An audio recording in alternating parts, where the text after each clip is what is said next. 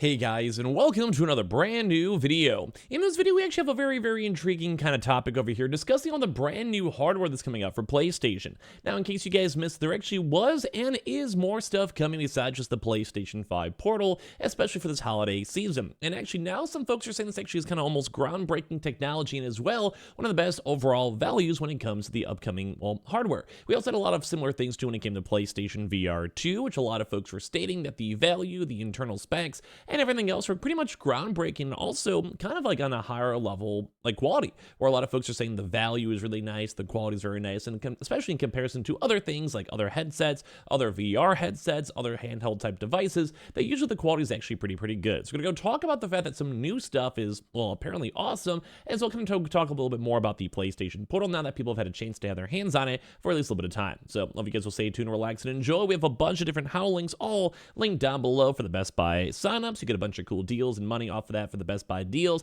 We have brand new Dyson fans. We have a lot of really cool things all down below. So I'm gonna go, if you guys want to go check those on out, hashtag ad. And of course, we also have the Twitter and Twitch room, probably live up on Twitch right now. Let's dive on into the video itself.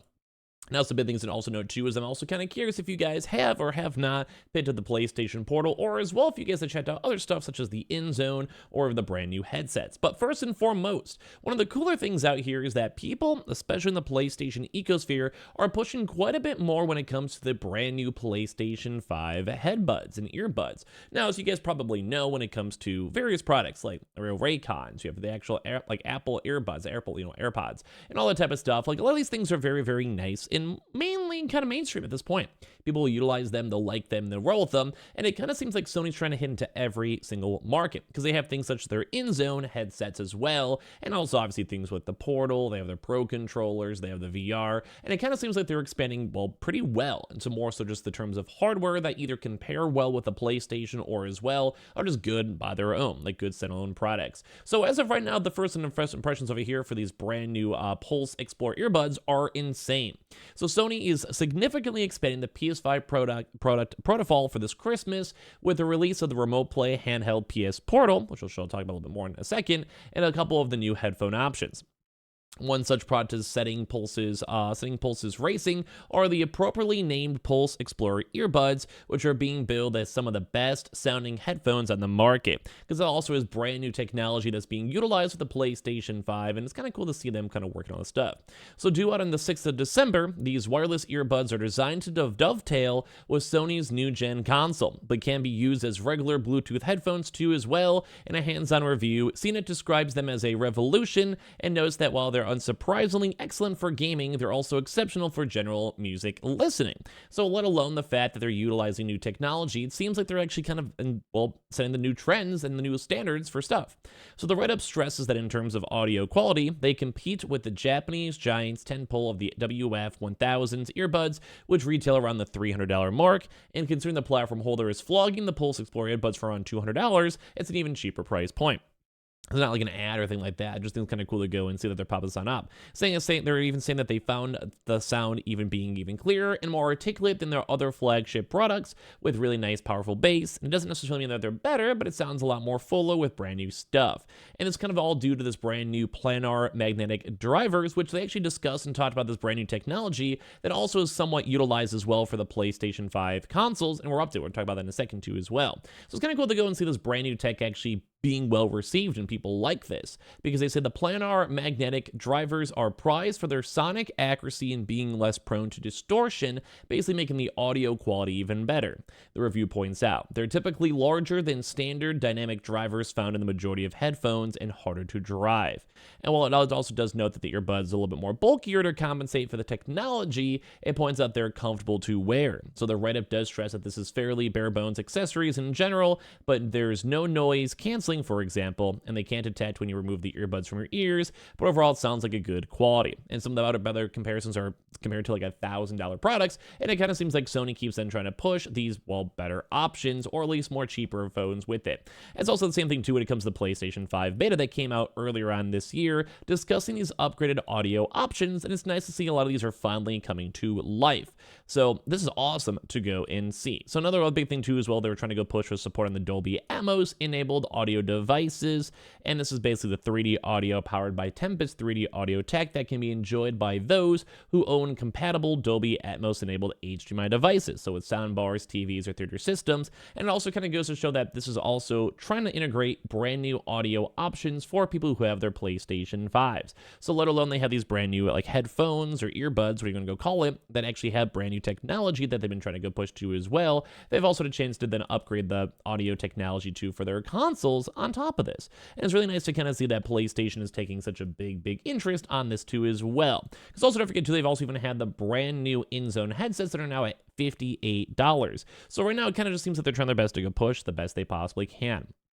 So alongside all the all-new lows, now live on the brand new in-zone headsets, such weird wording, but whatever, with noise cancellation, Amazon is now doing the entry-level headsets for $58. They're usually $100. I just want to creep on there, you guys totally can, but it does kind of seem like they're trying their best to go and push all of their different audios. Like right now, they have these huge deals right now on all the in-zone stuff, where they have them at $228 before that were $300, and then same thing too as well with the white version, and then the H7 gaming headsets now $110, only $3 off, and for the prior price, but is also loaded up before, but it was also regularly at $230, and even more other ones too as well. So it does kind of seem like Sony's trying their best to go push this audio push the best they can, mainly because they do have the personalized 360 spatial sound that we talked about over here, and they're trying to go integrate this all for both PC and PS5. So it's really fun to go and see that they've been working on this all around. Like they've had a chance just to go and push brand new audio tech and kind of go and push it to the next level too as well, which is nice to go and see too, because we've now been seeing even more folks with their PlayStation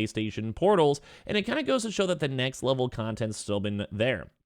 Now, we still have a lot of apprehension when it comes to PlayStation Portal, which we may make another video on it, but a lot of folks are kind of okay with it. It seems like it's sought after. We have a chance to go and showcase up some gameplay over here from Benji Kong, where for this, like, it looks pretty seamless. It looks fun. Like, I think a lot of folks who have had their first hands-on impressions for the first few days haven't enjoyed it. Like, they enjoy the vibe. It runs relatively well. There is some big caveats, though, in discussion of using 5G, having the chance to have it be so far away from your console, and typically anyone who's not fully utilizing a proper hardware connection, when I mean that more thing like a pure Wi-Fi connection or like a pure actually wired connection in your home, it's not really been running so good, and there's a lot of apprehension on it. But people who like is a perfect example for this video, someone who might just be sitting here and relaxing and enjoying their nice, like, you know, breakfast, if you guys in the background, like people have liked this, people have enjoyed this vibe. It's not a bad one, although some folks actually have had a chance to go and complain about the lag issues where, let's say, they're trying to go and be far away from the router, expectedly so for a laptop or phone, you get the same quality, but as well, there's also been issues too of people saying that's utilizing too much data. If you're using like 5G connection, you go to your remote play, and some folks are saying it could be up to like 10 gigabytes per hour on just running that stuff, and a lot of people do have either mobile data caps on their 5G, or they also have other various things like, you know, maybe even normal Wi-Fi data caps too for their home for this all, because it's streaming and remote play, so it makes sense you have to basically download this as it's ongoing. But I think a lot of folks still are impressed with the brand new technology, like not to be a negative Nancy, because things like the brand new audio sets for the PlayStation 5 are unique and different.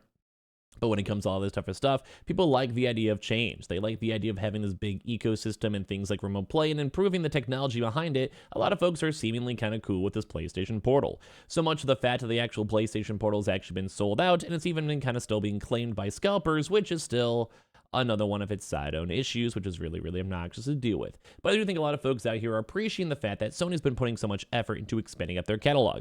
Now, there has, like I said, been issues where some folks are having a lot of lagging issues, loading issues, 5G data usage issues, and of course, just trying to utilize this on your phone or 5G networks have been a little bit more on the sketchier side. But I also think on the reverse, a lot of folks have actually been overall pretty happy with, well, everything. On the fact that there's brand new stuff coming out. It's only at a $200 price point, or same with the other headphones, also being a cheaper introduction, and also kind of ties in the PlayStation VR 2 as well.